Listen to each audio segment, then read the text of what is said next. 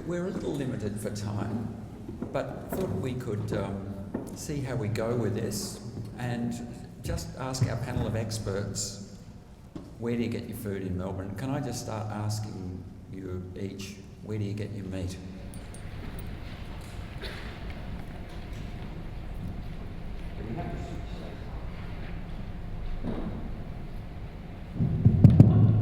There we go. So I buy primarily all of my meat from either farmers markets, or I also go to a butcher which we call Bertie's. The biggest thing when shopping for meat, I think, is building a really good relationship with your provider. So my butcher, they know that I'm the cookie lady that comes in and I'm looking for pig's trotters, I'm looking for liver, and they know that that's what I'm after. So if you've got that relationship with them, you'll find it a lot easier to source good quality grass-fed meat. Yeah, similar type of thing. I will go to farmers markets. If I'm really time poor, I'll head to my local organic shop, to find whatever I can from there. I also order online where I can fruit and veggies and have those delivered as well, and that helps me because I'm a busy mum of two, and so if it wasn't for that, there is no way I could eat the way that we eat in our household.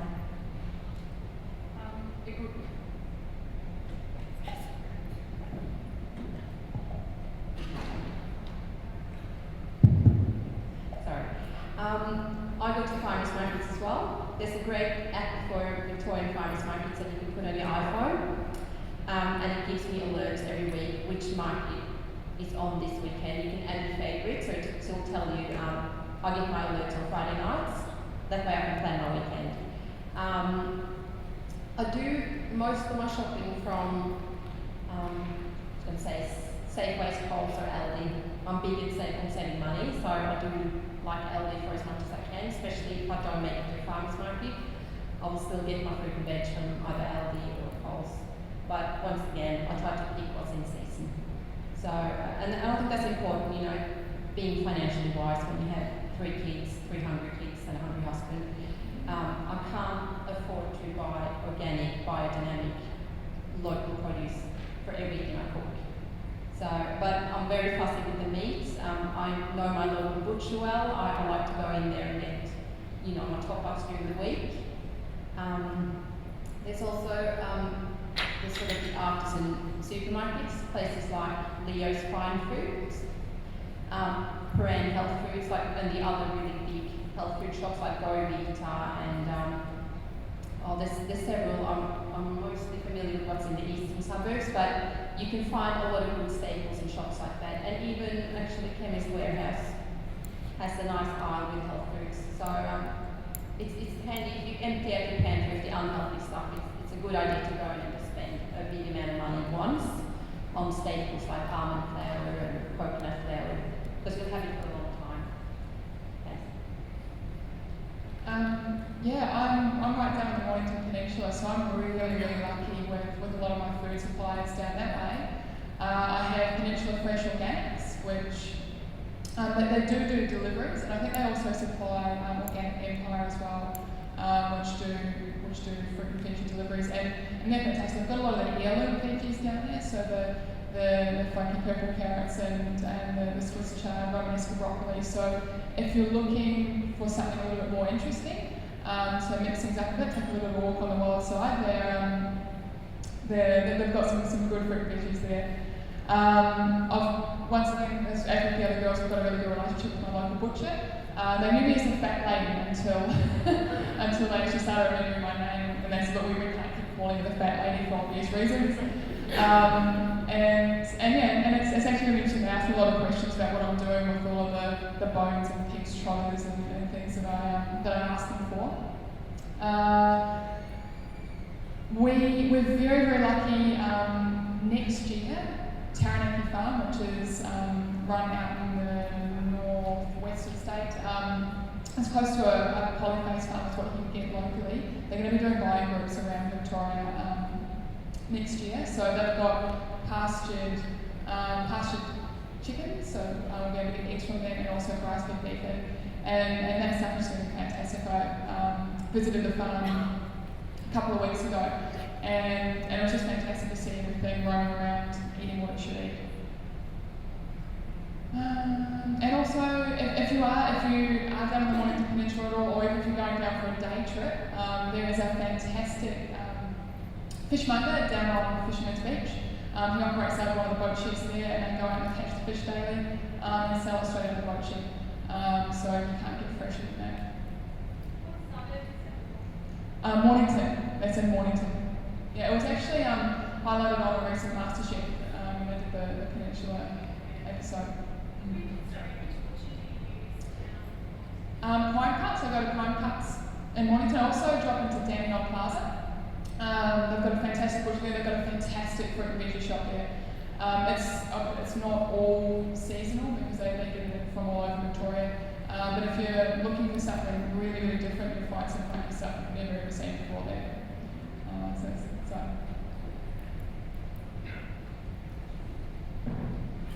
I live in the north, so I'm really lucky where I'm situated. I'm around the corner from Sarah Cross Market on High Street in Thornbury, and they have a free-range butcher there. And also not far from me is Belmore Butchery. I think there's one in Hawthorne as well. So there's one in Miller Street in Thornbury. So I'm pretty lucky. But you can also, I think you can get free-range meat at Aldi as well. There is a range of grass-fed red meat that you can get from Aldi. And sometimes if you go and look in Coles and Safeway, it depends on the supermarket and what they have in stock, but sometimes they do have grass-fed meat. I think it just tends to go really quickly. And the other tip is, because it does cost more money, there's no doubt about that, but you can buy the cheaper cuts and slow cook them. So you get if you don't have a slow cooker or a pressure cooker, get one. It'll be your best friend, especially in winter. And you can buy the better quality, but the cheaper cuts, the tougher meats, which actually have more flavour, and then slow cook them, and you save money. And I've a lot of people who tell me that it's too expensive to buy that type of meat, but they will also go and spend $200 a night on wine. So it's all about priorities and what you value, I guess. Great, thanks. And if I could give a plug to people like John Buxton down in the back who provide grass-fed meat and will supply you directly. There are other groups that will supply. We get frozen meat, grass-fed meat delivered once a month and fill up the freezer with that. So there are a range of suppliers, but I'd like to thank John for coming along and helping us today. How about, we're a bit tight for time, how about one little tip from each of you on buying other things in Melbourne? How would that be? Yeah. So I just want to discuss raw dairy really quickly.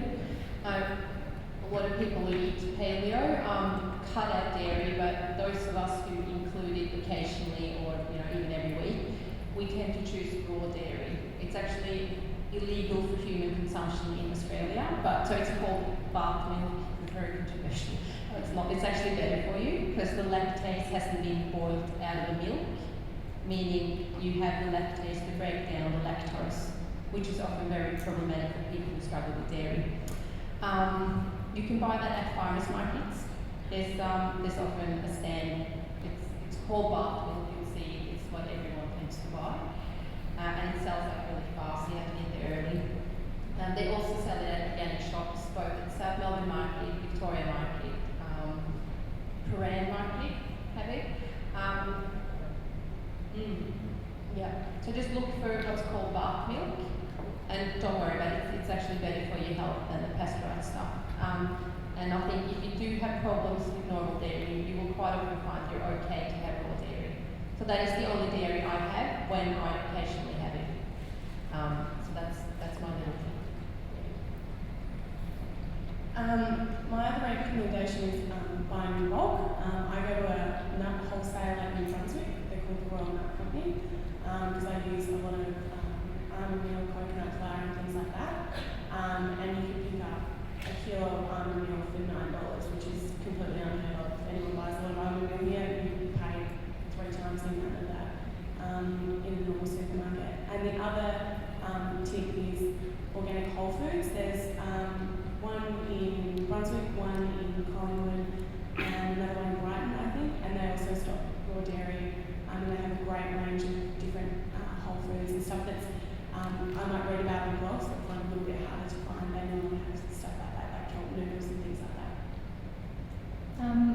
in the West, it's really hard to source things in the West. So my tip is that I have to be really organised. I have to know exactly what I'm looking for. I need a list and I need to be able to check that off. And it does sound a little bit time consuming, but it saves a lot of time in the long run. And it means I don't get home from a farmer's market and go, I forgot the whatever, and have to wait until next week. And also in doing that, planning actually, out what we might eat for that week. And if I can't get that, I know what I can't get and to substitute something. But it also means that I'm organised. I know exactly what's coming, and it means I'm never without a meal or a snack or something in the cupboard if my husband turns around and says what's there to eat. So that's my big tip. I'm just trying to thinking what I'm going to say. I would say ask a lot of questions. The more that we ask for these foods of our local suppliers, the more we're likely to actually to get what we're asking for, because we're driving that demand in the market. The other thing I would say is, I know a little passion project of mine recently has been the Wild Food Challenge, is challenge yourself, try something different. Next time you're at the supermarket, pick up a fruit or veggie that you've never tried before, or thought you didn't like, tried as a kiddie, and whatever, and take it home, work out what you're going to do with it, get on Google, and actually challenge yourself, because in doing that you'll get a better variety. You'll be more well nourished, and you'll be getting a better variety of micronutrients than what you would otherwise be, and it certainly stays off water. My tip is around eating out, because that's one of the things that hasn't been discussed yet. But when you go paleo low carb, it sometimes can be your worst nightmare, especially if you get invited out somewhere and you want to go and it's pizza pasta and things like that, and you're like, what am I going to do? So don't be afraid to ask, for your food to be altered slightly. Don't ever tell them that you're going to go to paleo, because they'll just roll their eyes and think you're pretentious. Like Paul Pickens. Just tell them you have allergies, and most of us do anyway, and I do. So I just say, look, I've got allergies, I can't eat grains, or I can't have anything with wheat in it. And most good quality restaurants and cafes will try and accommodate when they can. And sometimes you go out and you're not going to have fabulous choices. I go online if I can and look at menus online beforehand, or just check in with places whether they are flexible. I think unfortunately the more high end you go, the more flexible they are, which is kind of good in a way, but it means you're going to pay more money, but you'll get better quality anyway. So that's probably something that you have to be really prepared about when you do go out and eat out, and sometimes you just have to kind of eat what you can, or think, you don't do it all the time, but it is probably the biggest challenge, and one of the reasons why we have a meet-up group and wonderful places like Palette to go to. Great. Thanks. I just realised we forgot to introduce Sarah Jenkins, a lady homemade. You've been enjoying some of her delectable treats at morning tea, and also Natalie Gringoudis, who'll be talking to us immediately first up after lunch. Her talk is entitled Fertilise Yourself. So looking forward to that. And if we meet back at 1:45, and I hope you can find something to sustain you for the afternoon. Thanks.